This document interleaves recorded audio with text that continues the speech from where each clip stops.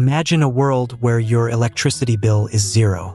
Imagine your car running without gasoline or charging stations. Imagine holding a device that silently pulls power from the very air around you. Now stop imagining, because this is becoming our reality. I was standing in a small dusty village on the outskirts of Harare, Zimbabwe, when I first saw it. A small black box, no larger than a suitcase, quietly humming under the hot African sun. There were no wires going into it, no fuel tanks, no solar panels. Yet it powered a light bulb, a fan, and even charged a phone. I looked around at the villagers who had gathered, their eyes wide with awe, some whispering prayers. Felt like witnessing a miracle. But it wasn't a miracle. It was science. And it was the future. Free energy from the air is not science fiction anymore. Thanks to breakthrough innovations, we are entering an era where clean, sustainable power is harvested directly from the atmosphere. This technology is not only a symbol of progress, but a sword to cut through our dependence on fossil fuels. At the heart of it are methods like atmospheric energy harvesting and air-based generators. These technologies tap into ambient energy fields, electromagnetic waves, moisture, and even vibration. Imagine a device that takes invisible energy forms floating in the air and turns them into usable electricity. It sounds magical, but it's grounded in solid physics. It begins with understanding what the air holds. Our atmosphere is more than just a mix of nitrogen, oxygen, and carbon dioxide. It's also filled with electromagnetic waves, humidity, kinetic energy, and thermal energy. Scientists and engineers are now devising ways to convert these into electric power. One method gaining traction is the use of triboelectric nanogenerators. These tiny devices create electricity through friction between materials. When air particles move or rub against specific surfaces, they produce charges that can be harvested. Another popular method is piezoelectricity. Certain materials generate an electric charge when stressed mechanically, like when wind vibrates them. These systems are small, scalable, and can be installed in remote areas without the need for large infrastructure. Atmospheric water generators work on a similar principle by extracting moisture from the air and converting it to water, often using solar or air energy themselves. In turn, hybrid systems now exist that use the same atmospheric source for both water and electricity. Countries in Africa and Southeast Asia are piloting these dual-function devices in arid regions. The potential to bring energy and water independence to villages is monumental. No more diesel generators. No more miles walked for water. Just air turned into power. But this path isn't without resistance. Traditional energy giants are skeptical. Some call these devices pseudoscience. Others claim the energy harvested is too little to be useful. Yet in labs and homes across the world, inventors are proving them wrong. In South Korea, researchers have developed a textile that generates electricity from body movement and surrounding air. In India, a team created a rooftop device that produces 150 watts using ambient vibrations and humidity. In the United States, a startup is working on a free energy router that powers itself from Wi-Fi signals and background radiation. These aren't dreams. They're patents, prototypes, and some are already in production. But as with any revolution, there are hurdles. Mass production is still expensive. Consumer awareness is low. And there are no international standards for free air energy devices. Governments are cautious to approve what they don't fully understand. Funding remains a problem, especially for grassroots inventors. But things are changing. In 2024, an African-led consortium announced a partnership with Asian tech firms to mass-produce atmospheric energy boxes. The goal is to reach 5 million homes by 2027. They call it Power to the People. And it's more than a slogan. It's a rebellion against the centralized energy model. One where people pay forever for what nature offers for free. The new model is decentralized, clean, and community-driven. In cities, these devices can power homes, vehicles, and public lighting. In farms, they can irrigate fields and run cold storage for produce. In hospitals, they can keep life-saving equipment running during blackouts. The economic benefits are also staggering. Less money spent on energy bills means more cash in pockets. More jobs will be created in the manufacturing and maintenance of these systems.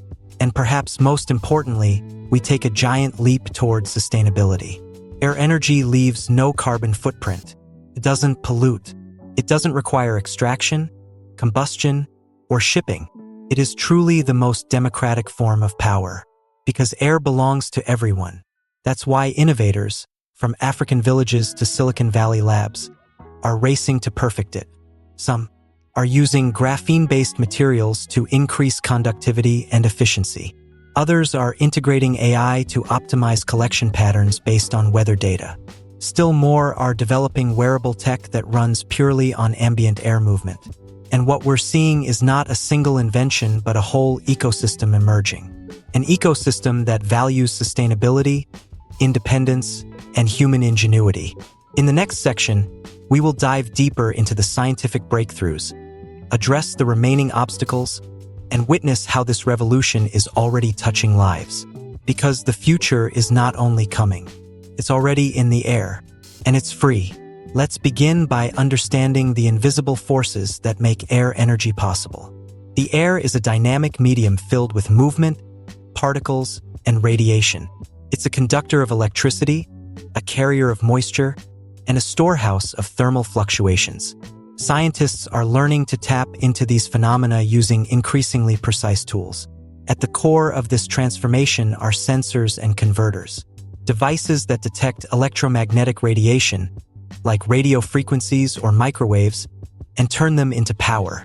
These frequencies come from sources like broadcast towers, Wi-Fi routers, and even the Earth's natural fields. One breakthrough came from researchers working on radio frequency RF harvesting. They built rectennas, devices that convert RF waves into direct current, DC, electricity. Rectennas are already being used in low-power devices like sensors and IoT gadgets. But the dream is to scale them to household and industrial energy levels. This requires advancements in materials and design. Graphene has emerged as a champion in this field. It's strong, thin, and an excellent conductor. Labs in China and the US are building graphene layers that act like energy sponges. These sheets absorb radiation from the environment and convert it efficiently into electricity. Another innovation involves dielectric materials. These materials store energy in electric fields. When atmospheric changes cause fluctuations, these changes are converted into power. A small startup in Sweden developed a prototype wristwatch that runs entirely on dielectric fluctuation. The watch uses no batteries. It charges silently, endlessly, from the air. Imagine scaling that up to power street lights or homes. One of the most promising technologies is called thermoelectric conversion. The idea is simple. Where there's a temperature difference, there's potential energy. Thermoelectric generators use ambient heat and cool zones to produce voltage. In desert environments, the night-day temperature swing is enough to generate continuous power. In mountainous regions, air pressure differences add another source of energy. The diversity of environmental inputs makes air-based energy incredibly flexible. And it's not limited by geography. From humid jungles to dry plateaus, there's something to harvest. But science alone won't carry this revolution. It must pass through the crucible of engineering and mass adoption. Engineers are working on modular energy boxes that anyone can use. These boxes include mini generators, batteries, and processors. They can be plugged into homes, cars, or carried into the wilderness. A Ugandan company recently released a shoebox-sized power pack that charges by simply being outside. No sun required. No wind turbines needed. Just air. It powers a fan, light bulb, and small fridge. They've sold 20,000 units in their first 3 months. Users say it changed their lives. Farmers keep produce cool. Kids study at night. Clinics refrigerate medicine. And all of it comes from the atmosphere. But adoption isn't only about access. It's about trust. For many, this technology still seems like magic. It's hard to believe that something invisible can power a village. That's why education is key. NGOs and universities are launching awareness programs. Schools are hosting energy literacy workshops. Kids build their own air power devices as class projects. Some governments are including air energy modules in science curricula. The idea is to raise a generation that sees air not just as something to breathe, but something to harness. Meanwhile, tech companies are investing heavily. Several startups have entered the air energy space in the past 2 years. Venture capital is flowing in from clean energy funds. Big names like Tesla and Samsung have filed patents related to ambient energy collection. We're seeing a convergence of academia, industry, and grassroots innovation. A feedback loop of ideas, prototypes, and real-world testing. And the pace is accelerating. In 2025 alone, 70 new air energy patents were filed globally. That's more than double the number from 2023. As the field matures, integration with existing systems becomes easier. Air energy routers are entering homes. These are not just internet routers, they also harvest ambient RF power. Some models can fully power themselves and offer an energy output port for charging devices. Cars are next. Electric vehicles, EVs, with atmospheric energy integration are being developed. These cars can recharge themselves while parked, using the same ambient radiation they once gave off. The loop closes, devices feeding from and into the environment.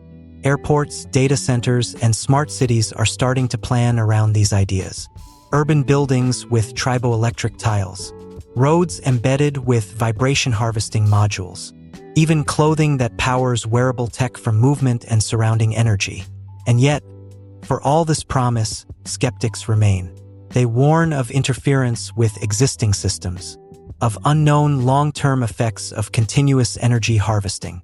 But these concerns are being studied seriously. Researchers are examining EMF safety levels.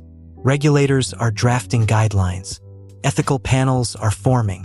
Because with great power literally comes great responsibility. Still, the overall direction is clear. The air is no longer just something we live in. It's something we live from. Air power could be the final piece in our clean energy puzzle. It works alongside solar, wind, and geothermal, not against them. It adds a layer of resilience, a way to bridge the gaps, especially in emergencies where traditional infrastructure fails. Imagine an earthquake zone with no power lines, but people turning on air-powered emergency lights and radios, or refugee camps running on invisible, silent energy. These are not dreams, they're design goals for ongoing projects. Because energy is not just about watts and volts. It's about freedom. Freedom to build, to learn, to survive. Air energy gives us that freedom. And now we must protect and expand it. Policy must evolve.